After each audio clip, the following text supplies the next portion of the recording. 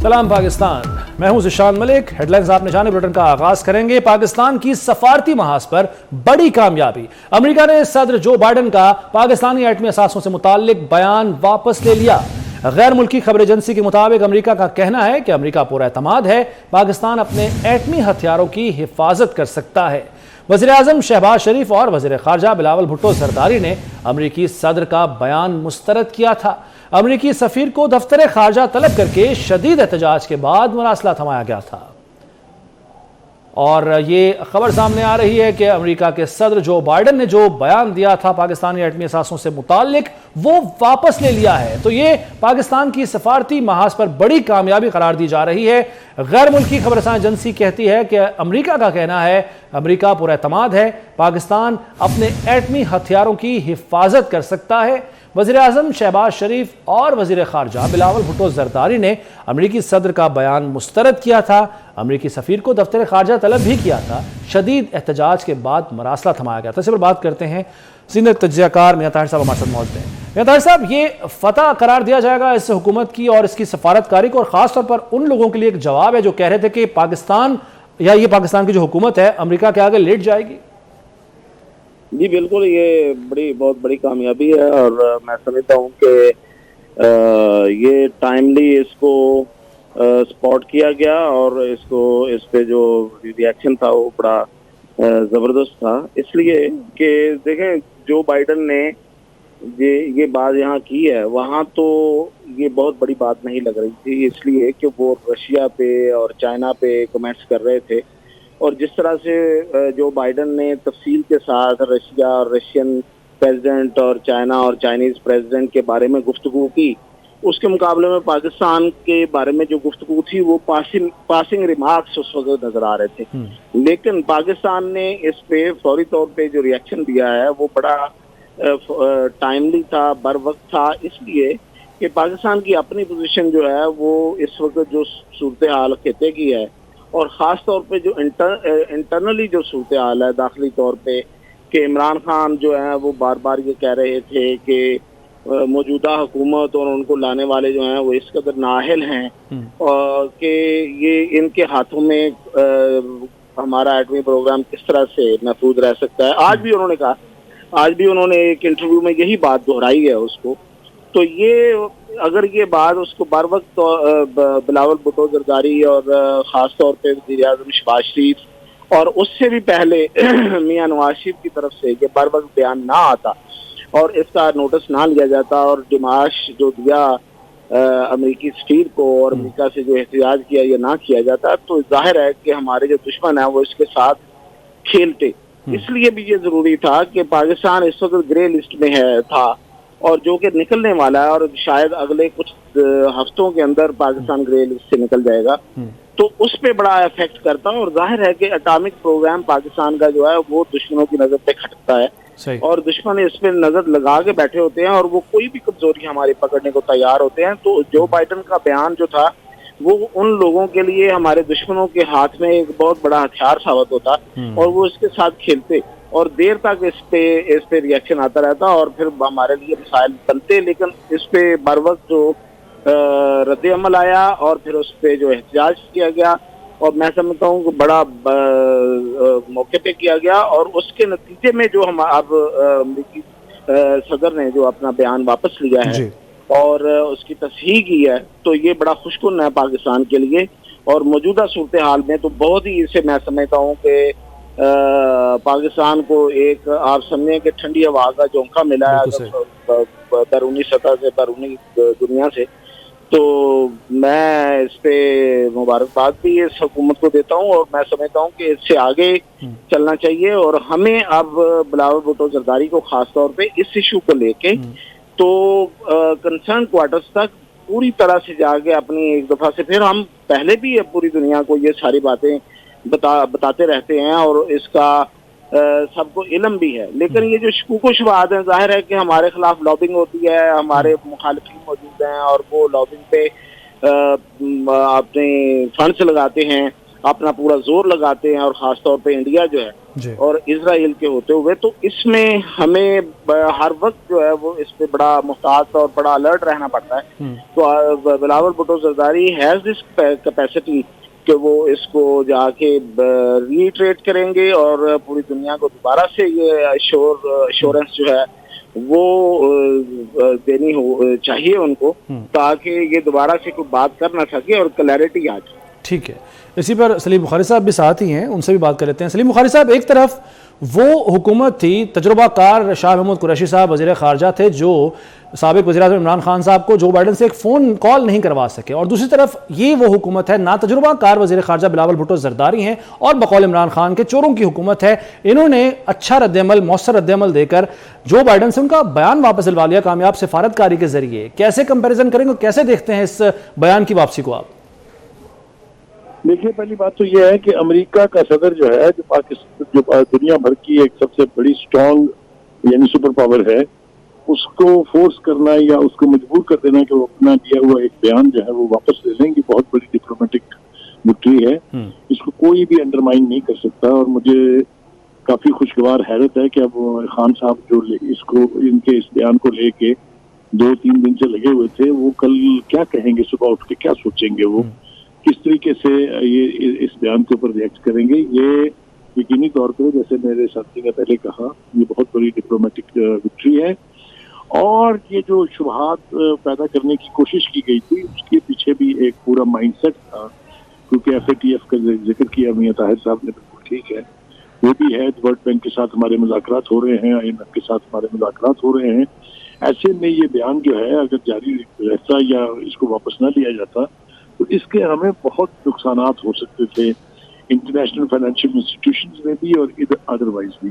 तो मैं समझता हूँ कि ये बहुत ही बड़ा प्लस है for Bilawal Bhutto Zardari, because he is the foreign minister, और सबसे पहले रिएक्ट भी उसी ने किया, and of course prime minister Shehbaz Sharif, जिन्होंने कैबिनेट में इसको रिजेक्ट किया और इसके ऊपर बाकायदा बयान जारी किया। तो ये इन सब की मिल के फतह तो है ही, लेकिन ये पाकिस्तान की बहुत बड़ी फतह है कि पाकिस्तान के न्यूक्लियर प्रोग्राम के बारे में जो इजरायली लॉबी है, जो मैं मेंशन तो नहीं करना चाहता था यहाँ पर, लेकिन जो लॉबिंग फर्म जो है इमरान खान साहब ने हायर की है, वो भी पाकिस्तान के न्यूक्लियर प्रोग्राम की हमेशा से एंटी रही है और जानी जाती है इस काम के लिए।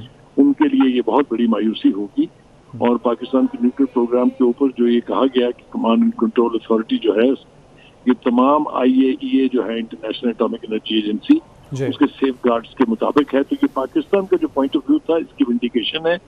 पाकिस्तान जो है वो बावकार हो गया है इस बयान के वापस लिए जाने के बाद। और ये जो तासुर था एक कि ये इम्पोर्टेड हुकूमत है, ये अमेरिका की मर्जी से आई है, इसके रिएक्शन ने ये साबित किया है कि ऐसी कोई बात नहीं है। जहाँ तक पाकिस्तान की खुद मुख्तारी का, जहाँ तक इसके न्यूक्लियर डेटरेंट का ताल्लुक है, इसके ऊपर किसी से कोई कंप्रोमाइज नहीं हो सकता।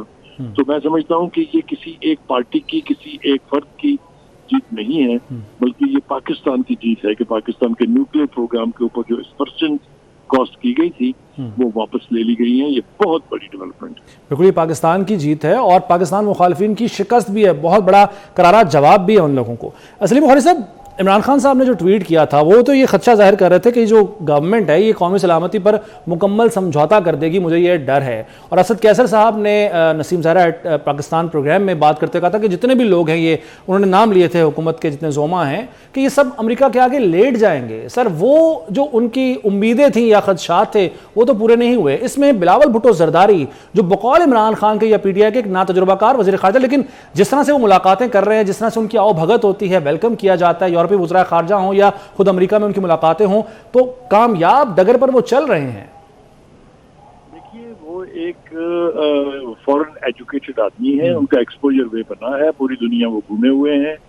और अभी आपने देखा कि जब से वो फॉरेन मिनिस्टर बने हैं, मेरे ख्याल से जितनी उन्होंने शटल डिप्लोमेसी की है मुख्तलिफ मुल्कों में जा जाके, उसके रिजल्ट सामने आने शुरू हुए हैं। और खास तौर से ये जो डेवलपमेंट है जिसके ऊपर हम बात कर रहे हैं कि अमेरिकन प्रेसिडेंट ने अपना बयान वापस ले लिया है, इसका क्रेडिट आप उनको दिए बगैर रह नहीं सकते हैं कि उनकी डिप्लोमेसी या फॉरेन ऑफिस उनकी गाइडेंस के तहत काम कर रहा है। तो यकीनी तौर पे अगर आप इसको कंपेयर करें, जो वो हमारे शाह महमूद कुरैशी साहब थे, जो प्राइम मिनिस्टर बनने के एस्पिरेंट्स भी हैं, उनके दौर में तो मेरे ख्याल से बहुत बड़ा खुला फर्क है जो फील करना चाहिए। और मैंने फिर आपसे मैं एक दफा और रीएक्रेट करूंगा अपनी पोजीशन के जो पाकिस्तान के न्यूक्लियर प्रोग्राम के बारे में गलतफहमियां पैदा करने की इजरायली लॉबी ने, इंडियन लॉबी ने और कुछ लॉबीज जो इस वक्त अमेरिका में कार फरमा है, उन्होंने कोशिश की थी पाकिस्तान में वो मलबा पाकिस्तान के न्यूक्लियर प्रोग्राम पर जो है उसको हटा दिया है। बिल्कुल आपकी बात बड़ी इंपॉर्टेंट है। मैं चाहूंगा कि सना बुच्चा साहिबा ने ज्वाइन किया, उन्हें भी इसमें शामिल करते हैं। यही पॉइंट आपका मैं सना बुच्चा साहिबा की तरफ लेके चलता हूं। सना साहिबा, एक तो जो बहुत बड़ी कामयाबी है, जाहिर है कि अमेरिकी सर जो बाइडन का बयान उन्होंने वापस लिया है, पाकिस्तान की कामयाब सिफारतकारी, जो मौसर रद्द-ए-अमल दिया हमने उनके बयान पर, आप इसको किस तरह से देखती हैं? और जो लॉबिंग हो रही है पाकिस्तान के खिलाफ या पाकिस्तान के एटमी प्रोग्राम के खिलाफ, तमाम को जवाब मिल गया?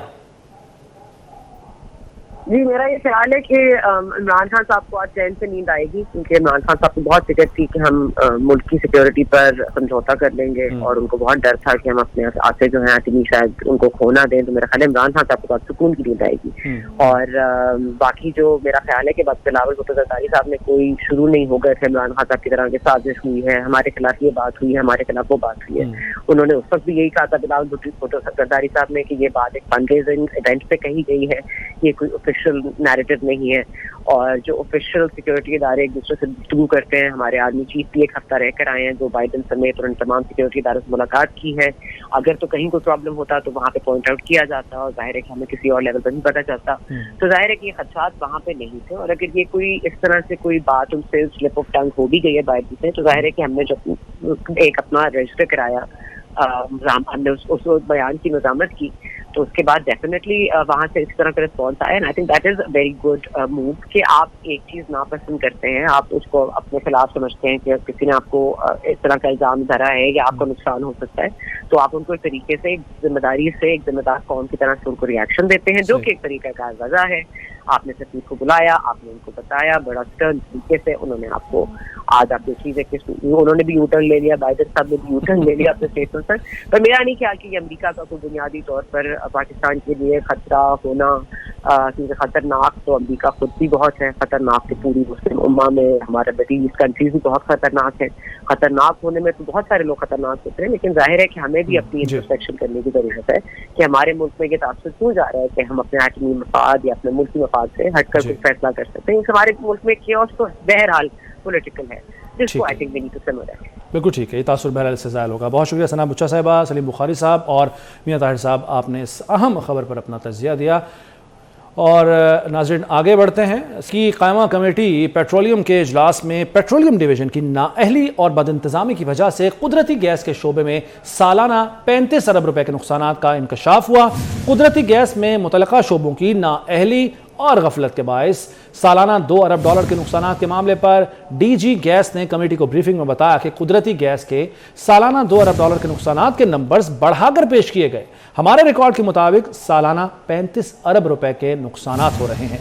मजीद जानेंगे ओवैस कियानी से, और ये आपको बताएंगे कि ये जो खबर सामने आ रही है सेनेट की कायमा कमेटी बराए पेट्रोलियम के इजलास की, जिसमें पेट्रोलियम डिवीजन की नाअहली और बदइंतज़ामी की वजह से कुदरती गैस के शोबे में सालाना 35 अरब रुपए के नुकसानात का इंकशाफ हुआ है। कुदरती गैस में मुतलका शोबों की नाअहली और गफलत के सबब सालाना $2 अरब के नुकसानात के मामले पर डीजी गैस ने कमेटी को ब्रीफिंग दी। क्या ब्रीफिंग दी, क्या मजीद बातें सामने आई, जानेंगे अवैस कियानी से। जी अवैस, आगाह कीजिए। जो स्टैंडिंग कमेटी थी पेट्रोलियम की, उसमें जो है तफसीली आज जो है वो डिस्कस हुआ है। तमाम तर जो अदाद-ओ-शुमार हैं गैस के हवाले से, जो गैस इस वक्त जो अवेलेबल है, उस हवाले से भी मुसद्दिक मलिक ने जो है बताया है कि जो LNG टर्मिनल्स पर जो कतर की जो कंपनी है उनकी तरफ से $3 अरब सरमायाकारी पर जो है ब्रीफिंग दी गई है। और स्पेशली तौर पर जो चीज़ आज जो सामने आई है कि LNG टर्मिनल्स के साथ साथ जो ओगरा के जो नोटिफिकेशन जो जारी हुआ है उस हवाले से बताया गया है, लेकिन गैस चोरी के हवाले से जो अदाद-ओ-शुमार जो हैं वो बताए गए हैं। गैस चोरी से मुतालिक जो वज़ीर-ए-आज़म इंस्पेक्शन कमीशन की जो रिपोर्ट है वो भी पेश की गई है, जिसमें $2 अरब गैस की जो मालियत की जो गैस चोरी पर वज़ीर-ए-आज़म की जो रिपोर्ट थी 2019 की, वो तमाम तक जो है वो डिस्कशन हुई है। और जो नाअहली है पेट्रोलियम डिवीजन की और वो काम की, उस वजह से जो 35 अरब के जो नुकसान हुआ है वो उस पर भी जो है वो डिटेल डिस्कशन हुई है। लेकिन जो सबसे अहम बात है कि आज मुसद्दिक मलिक और जो कैमा कमेटी है के जो चेयरमैन है उनके माबेन भी जो है वो जो तलखलामी भी हुई है। और उन्होंने मुसद्दिक मलिक ने बताया है कि गरीब आदमी को गैस जो है वो $17 की दी जाती है और गरीब से कहा जाता है कि तेरा बाप भी जो है वो बिल देगा, जबकि जो इंडस्ट्री जो है उसको जो है महंगी जो है गैस सस्ती में दी जा रही है। सर्दियों में माहाना जो है 20,000 टन LNG जो है इजाफी दरामद करेंगे, मुसद्दिक मलिक का एक कहना है। लेकिन ये इजाफी LNG जो है सरकारी कंपनियां जो है वो दरामद करेंगी, लेकिन इसके बावजूद आवाम को जो है वो गैस शॉर्टफॉल का सामना होगा। आवाम को गैस शॉर्टफॉल का सामना करना पड़ सकता है। वैसे कहनी बहुत शुक्रिया, आपने आगाह किया। वज़ीर कानून आज़म नज़ीर तारड़ ने बड़ी खबर दे दी। उनका कहना है कि फॉरेन फंडिंग केस में अहम गिरफ्तारियां होंगी। 24 न्यूज से खुसूसी गुफ्तगू करते हुए आज़म नज़ीर तारड़ का कहना था कि तोशाखाना केस में देखिए जी इंक्वायरी होगी, ये इंक्वायरी इन्वेस्टिगेशंस में कन्वर्ट होकर उसमें वारंट्स भी हैं, लोगों पे कुछ गिरफ्तारियां हुई हैं, मज़ीद होंगी। उसमें मनी लॉन्ड्रिंग की सीरियस एलिगेशंस हैं तो वो चल रहा है। इसके अलावा तोशाखाना वाला केस अभी इलेक्शन कमीशन में पेंडिंग है, उसका फैसला वेटेड है, वो आता है तो उस पर भी कार्रवाई होगी। ये करते ये थे कि पहले जेल में डालते थे और उसके बाद कहते थे अब तफ्तीशें करते रहेंगे। हमारी हुकूमत की ये पॉलिसी नहीं है और हम इससे खाइफ भी नहीं है। ये नज़ीरी खुला छोड़ा हुआ है और मियाँ साहब तो बहुत अच्छा केस है, ख़ास तौर पर मरियम नवाज साहिबा की बरीयत के बाद। अब तो उस केस में मेरे ख्याल में तफसीली फैसला आएगा, आपको अंदाज़ा हो जाएगा कोर्ट में जो सवालात और जवाबात दिए गए हैं। इमरान खान टाइगर्स फोर्स की तरह हर इदारे के सरबराह की तैनाती खुद करना चाहता है, मुल्क के फैसले अपनी मर्जी से करना चाहते हैं। लंदन में मीडिया से गुफ्तगू में परवेज रशीद का कहना था कि इमरान खान को समझना चाहिए कि फैसले पार्लियामेंट में ही होने चाहिए। ये मुझे मालूम ही नहीं इलेक्शन के नताइज जो हैं। मैं सफ़र में था कल सारा दिन, अच्छा शाम को मैं आया हूँ तो अभी मैंने देखे। मुझे ये मालूम हुआ है कि पार्लियामेंट में उनकी सीटें कम हो गई हैं। फैसले पार्लियामेंट करती है और पार्लियामेंट ही को फैसले करने चाहिए। खान साहब को ये बात जितनी जल्दी समझ आ जाएगी उतना उनकी सियासत के लिए भी अच्छा है। किसी और को फैसले करने का कोई इख्तियार नहीं है। पाकिस्तान का आइन जो है वो फैसले करने का इख्तियार पार्लियामेंट को देता है, वज़ीर-ए-आज़म को देता है और वही ये फैसले करेंगे। वो चूँकि चाहते हैं कि जैसे टाइगर फोर्स है और उसके चीफ को वो अपॉइंट करते हैं, इसी तरीके से पाकिस्तान के हर अदारे का चीफ, खा वो अदलिया हो, वो FIA हो, वो कौमी सलामती के अदारे हों, हर चीफ वो खुद अपॉइंट करें और उस वक्त भी अपॉइंट करें जबकि वो अपॉइंटिंग अथॉरिटी नहीं होती, जब उन्हें कानून और आइन इस चीज़ की इजाज़त नहीं देता। धरने के नाम पर इमरान खान ने मुल्क को हैजानी कैफियत में मुब्तला कर रखा है। तहरीक इंसाफ ने सिर्फ KP और पंजाब में सीटें जीती। वफाकी वज़ीर राना तमीर हुसैन कहते हैं कि PTI ने अरबों रुपए के वसाइल और सरकारी मशीनरी का बेदरग इस्तेमाल करके और धांधली और बेज़ाब्तगियों की मिसाल कायम कर दी। शरकपुर में नौमुंतखब रुकन MP इफ्तिखार अहमद भंगू के हमरा इस्तकबाली से खिताब में उनका कहना था कि PP 139 नून लीग और नवाज शरीफ से मोहब्बत करने वालों का इलाका है।